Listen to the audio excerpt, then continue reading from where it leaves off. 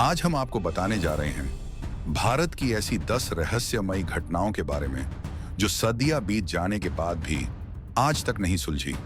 कुछ घटनाएं इतिहास को चुनौती देती हैं तो कुछ विज्ञान को हैरान कर देती हैं। तो तैयार हो जाइए, क्योंकि आगे जो आप सुनने जा रहे हैं वो आपके विश्वास को हिला सकता है। नंबर 1, रहस्यमयी रोहतांग पास, हिमाचल प्रदेश। भारत के हिमाचल प्रदेश में एक ऐसी जगह है जहां हर साल सैकड़ों लोग गायब हो जाते हैं और कोई नहीं जानता कि उनके साथ क्या हुआ। वो जगह है रोहतांग पास। समुद्र तल से 13,000 फीट की ऊंचाई पर स्थित ये दर्रा मनाली और लाहौल स्पीति घाटी को जोड़ता है। लेकिन इसके नाम का अर्थ ही डरावना है। रोहतांग का मतलब होता है लाशों का मैदान। कहा जाता है कि पुराने समय में यहाँ इतनी बर्फीली आंधियां चलती थीं कि कई लोग रास्ते में ही मौत के मुंह में समा गए। आज भी जब मौसम अचानक बदलता है तो लगता है मानो कोई अदृश्य शक्ति इस जगह को घेर लेती है। स्थानीय लोग मानते हैं कि ये जगह देवताओं और आत्माओं का मार्ग है, जहां हर जीवित प्राणी को सावधानी से गुजरना चाहिए।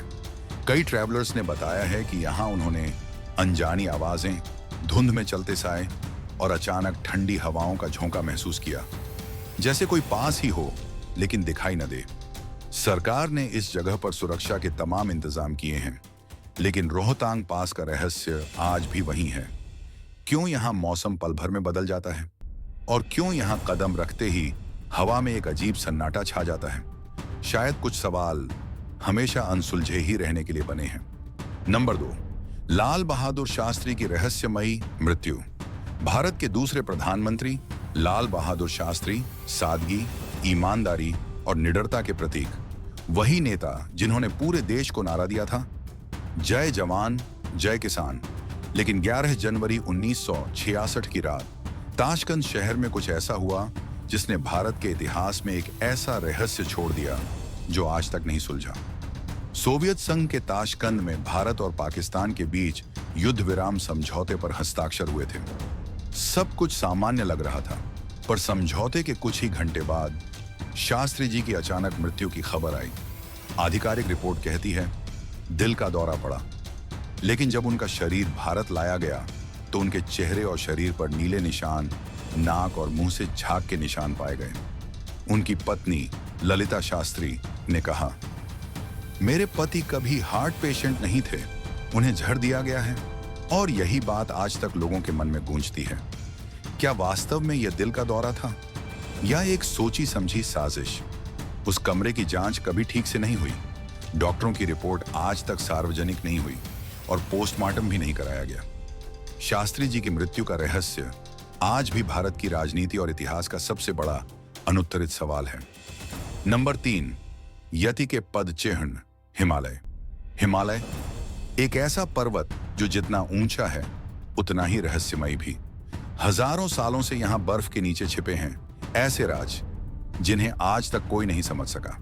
कहा जाता है कि इन बर्फीली चोटियों पर रहता है एक रहस्यमयी प्राणी, यति, जिसे लोग हिममानव या स्नोमैन भी कहते हैं। स्थानीय लोग मानते हैं कि यति किसी साधारण जीव का नाम नहीं, बल्कि एक प्राचीन आत्मा या शक्ति है जो हिमालय के पवित्र क्षेत्रों की रक्षा करती है। 1951 में ब्रिटिश पर्वतारोही एरिक शिप्टन ने एवरेस्ट के पास बर्फ में विशाल पदचिह्न देखे, लगभग 13 इंच लंबे और इंसान जैसे आकार के। उन्होंने तस्वीरें ली और देखते ही देखते दुनिया भर में सनसनी फैल गई। भारत, नेपाल और भूटान हर जगह के पर्वतवासी दावा करते हैं कि उन्होंने रात के अंधेरे में किसी विशाल कद के प्राणी को चलते देखा है जो इंसान जैसा दिखता है लेकिन इंसान नहीं।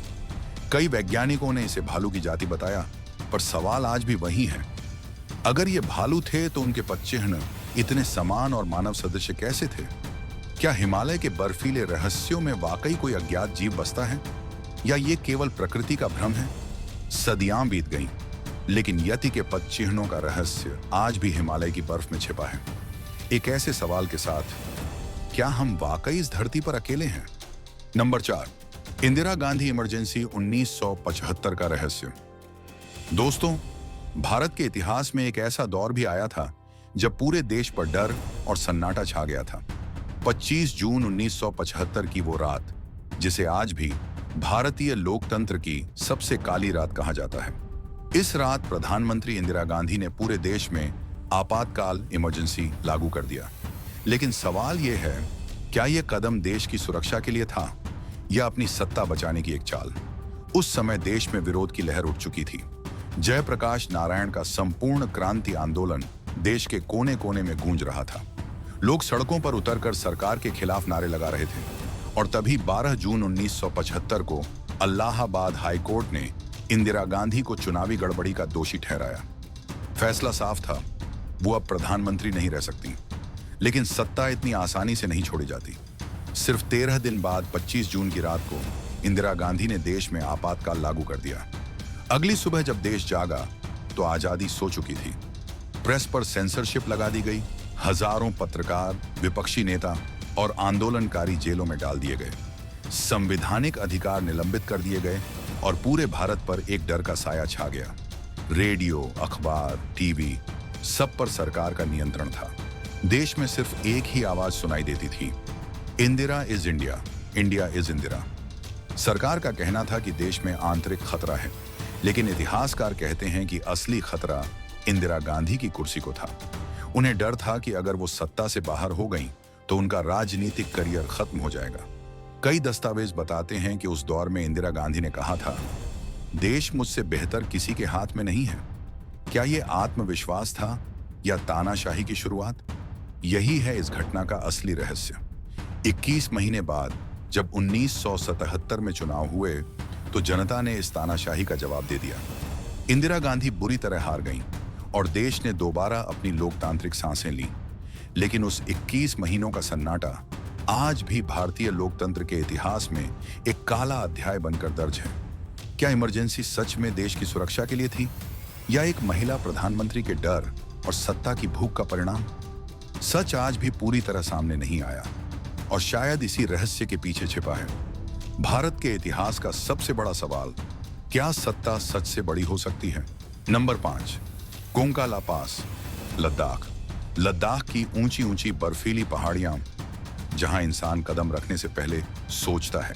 लेकिन इन बर्फों के बीच छिपा है एक ऐसा इलाका जहां न भारत जाता है न चीन। इस जगह का नाम है कोंका ला पास, जो भारत और चीन की सीमा पर स्थित है। और यही है वह जगह जहां धरती के अंदर कुछ अजीब घट रहा है। स्थानीय लोगों के अनुसार रात होते ही आसमान में चमकते हुए गोल आकार की वस्तुएं दिखाई देती हैं, जो धीरे धीरे नीचे उतरती हैं और फिर पहाड़ों के भीतर गायब हो जाती हैं। कई यात्रियों और सीमा पर तैनात सैनिकों ने भी इन अनोखी रोशनियों को देखने का दावा किया है। लेकिन हैरानी की बात यह है कि भारत और चीन दोनों देशों की सेना इस क्षेत्र में गश्त नहीं करती। कुछ लोगों का मानना है कि यह जगह यूएफओ बेस, एलियन बेस हो सकती है, जहां धरती के नीचे कोई गुप्त प्रवेश द्वार है।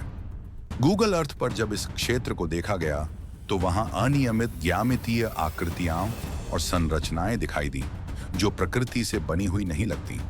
वैज्ञानिक इसे भ्रम या ऑप्टिकल इल्यूजन बताते हैं।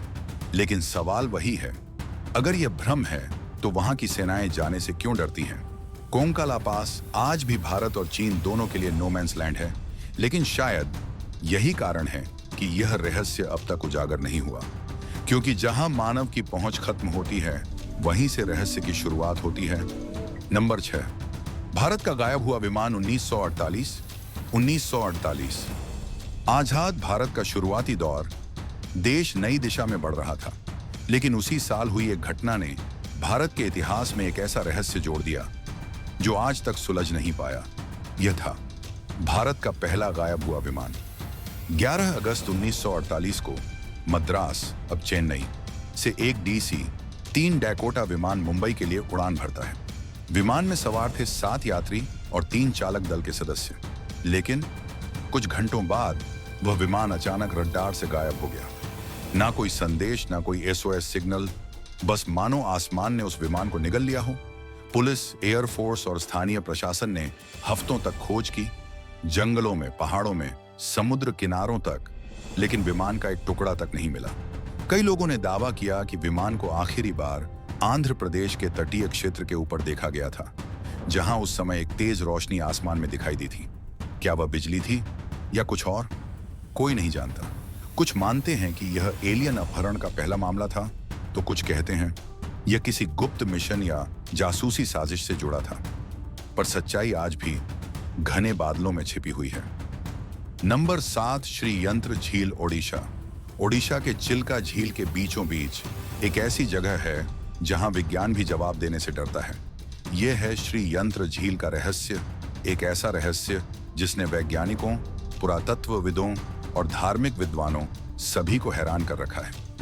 1980 के दशक में अमेरिका के एक सैटेलाइट ने चिल्का झील की तस्वीर ली, लेकिन जब उस फोटो को झूम किया गया तो झील के तल में दिखाई दिया एक सटीक ज्यामितीय आकार, श्री यंत्र, एक ऐसा प्रतीक जो हिंदू धर्म में मां त्रिपुर सुंदरी और ब्रह्मांड की ऊर्जा का प्रतीक माना जाता है। पर सवाल यह है, इतनी सटीक और गणितीय आकृति झील के अंदर प्राकृतिक रूप से कैसे बन सकती है? कुछ वैज्ञानिकों ने कहा यह किसी मानव द्वारा बनाया गया पैटर्न है, पर वहां तक पहुंचना लगभग असंभव है, क्योंकि झील का वह हिस्सा गहरे पानी और दलदली भूमि से घिरा हुआ है। दूसरी ओर कुछ साधु और तांत्रिक मानते हैं यह दैवीय शक्ति का चिन्ह है जो अपने आप झील के तल पर उभर आया। उनके अनुसार यह श्री यंत्र कोई नक्शा नहीं, बल्कि एक जीवित ऊर्जा केंद्र है जहां ब्रह्मांडीय शक्ति निरंतर प्रवाहित होती है। कई बार प्रयास किए गए, पर हर बार यह आकृति कुछ महीनों में फिर से अपने आप उभर आती है। क्या यह प्रकृति का खेल है या किसी प्राचीन सभ्यता का संदेश? क्योंकि श्री यंत्र सिर्फ एक प्रतीक नहीं, बल्कि एक कॉस्मिक कोड भी कहा जाता है। नंबर 8, नेताजी सुभाष चंद्र बोस का गायब होना। भारत की आजादी की लड़ाई में अगर किसी नाम ने अंग्रेजों की नींद उड़ाई थी, तो वह नाम था नेताजी सुभाष चंद्र बोस। तुम मुझे खून दो, मैं तुम्हें आजादी दूंगा। ये सिर्फ शब्द नहीं थे, ये वो आग थी जिसने लाखों भारतीयों के दिलों में क्रांति जगा दी। लेकिन 1945 में एक ऐसी घटना घटी जिसने पूरे भारत को सन्न कर दिया। कहा गया कि नेताजी का विमान ताइवान के ऊपर क्रैश हो गया। रिपोर्ट्स के अनुसार वो विमान जापान के ताएहोकू एयरपोर्ट से उड़ा था और कुछ ही देर बाद उसमें धमाका हुआ। कहा गया कि नेताजी बुरी तरह झुलस गए और उनकी वहीं मौत हो गई। लेकिन सवाल उठता है, वो शव कहां गया? क्यों नेताजी की पोस्टमार्टम रिपोर्ट, फोटो और साक्ष्य कभी सार्वजनिक नहीं हुए? जांचों में कई विरोधाभास मिले। कई लोगों ने दावा किया कि विमान क्रैश की कोई पुख्ता रिपोर्ट मौजूद ही नहीं थी। यहां तक कि जापान और ब्रिटेन दोनों देशों ने इस घटना पर चुप्पी साध ली थी। 1950 के दशक में भारत में कई जगहों पर ऐसे लोगों ने नेताजी को देखने का दावा किया, कभी नेपाल में, कभी रूस में, तो कभी भारत में ही फैजाबाद के गुमनामी बाबा के रूप में। कहा जाता है कि वह बाबा नेताजी जैसी ही आवाज में बोलते थे, जर्मन भाषा जानते थे और उनके कमरे में मिली वस्तुएं सीधे आजाद हिंद फौज से जुड़ी थीं। कई जांच आयोग बने, पर हर बार नतीजा एक ही आया, पर्याप्त साक्ष्य नहीं। तो क्या सच में नेताजी की मौत विमान हादसे में हुई थी, या वह किसी गुप्त मिशन के तहत अपनी पहचान बदलकर जिंदा थे? यह आज भी अनसुलझी कहानी है। नंबर 9, कृष्णा मेनन का रहस्यमयी पत्र। 1962 भारत और चीन के बीच चल रहा था भयानक युद्ध। एक ऐसा युद्ध जिसने देश की सीमाओं के साथ साथ भारत के राजनीतिक तंत्र को भी हिलाकर रख दिया था। इसी बीच अचानक भारत के तत्कालीन रक्षा मंत्री वी.के. कृष्णा मेनन ने एक गुप्त पत्र लिखा, जिसकी सच्चाई आज तक कोई नहीं जान पाया। कहा जाता है कि यह पत्र प्रधानमंत्री जवाहरलाल नेहरू के नाम था और इसमें कुछ ऐसी बातें थीं जो अगर उजागर होती तो शायद भारत का इतिहास अलग होता। कुछ सूत्रों के अनुसार इस पत्र में चीन के खिलाफ युद्ध की असली वजह और कुछ शीर्ष नेताओं की भूमिका का जिक्र था। यह भी कहा गया कि मेनन ने इसमें गुप्त समझौते और खुफिया सूचनाएं दर्ज की थीं, जो आम जनता से छिपाई जा रही थीं। पर आश्चर्य की बात यह थी कि कुछ ही दिनों बाद कृष्णा मेनन को रक्षा मंत्री पद से हटा दिया गया और वो पत्र अचानक गायब हो गया। न किसी को उसकी कॉपी मिली, न उसके अस्तित्व का सबूत। कुछ कहते हैं सरकार ने उसे दबा दिया, तो कुछ मानते हैं वो पत्र विदेशी एजेंसियों के हाथ लग गया था। 1962 के उस रहस्यमयी पत्र की तलाश आज भी इतिहासकार और पत्रकार करते हैं। कहा जाता है कि अगर वह सामने आ जाए तो शायद भारत चीन युद्ध की कई अनकही सच्चाइयां उजागर हो जाएं। नंबर 10, ताजमहल का रहस्य। आगरा का ताजमहल दुनिया इसे प्यार का प्रतीक मानती है, लेकिन भारत में कुछ लोग इसे एक रहस्य कहते हैं। कहा जाता है यह सिर्फ एक मकबरा नहीं, बल्कि इसके पीछे छिपी है सदियों पुरानी बहस, जो आज भी इतिहासकारों, पुरातत्वविदों और श्रद्धालुओं को बांटती है। मुगल सम्राट शाहजहां ने अपनी प्रिय बेगम मुमताज महल की याद में इस खूबसूरत इमारत का निर्माण करवाया, ऐसा इतिहास कहता है। पर क्या यह सच है? कुछ शोधकर्ताओं का दावा है कि ताजमहल असल में एक प्राचीन हिंदू मंदिर था, जिसे तेजो महालय कहा जाता था और जो भगवान शिव को समर्पित था। कुछ जगहों पर अब भी हिंदू प्रतीक जैसे ओम चिन्ह, त्रिशूल की आकृति और जलकुंड दिखाई देते हैं। उनके अनुसार इस इमारत की वास्तुकला, गुंबदों की बनावट और भूमिगत कक्षों में पाए गए अवशेष मुगल शैली से पहले के हैं। दावा किया जाता है कि शाहजहां ने पहले से बने इस भवन को अपने नाम से जोड़ दिया। यह भी कहा जाता है कि ताजमहल के अंदर मौजूद 22 कमरे हैं, जो हमेशा से बंद हैं, और इन दरवाजों के पीछे क्या रहस्य है, जहां अब तक किसी को प्रवेश की अनुमति नहीं दी गई। भारतीय पुरातत्व सर्वेक्षण ने कभी इस दावे की आधिकारिक पुष्टि नहीं की, लेकिन सवाल अब भी कायम है। आखिर इन बंद कमरों में क्या छिपा है? कुछ कहते हैं वहां प्राचीन मूर्तियां और शिलालेख हैं, तो कुछ मानते हैं वो सिर्फ भंडारण कक्ष हैं। भारत का इतिहास रहस्यों से भरा हुआ है। कुछ सवाल ऐसे हैं जिनका जवाब शायद समय के पास भी नहीं, क्योंकि जहां विज्ञान रुक जाता है, वहीं से रहस्य की शुरुआत होती है। ये थी भारत की 10 रहस्यमयी घटनाएं जो आज तक नहीं सुलझी। अगर आपको वीडियो अच्छा लगा हो तो लाइक करें, शेयर करें और चैनल को सब्सक्राइब जरूर करें। फिर मिलते हैं अगले एक और रहस्यमयी वीडियो के साथ। तब तक के लिए धन्यवाद।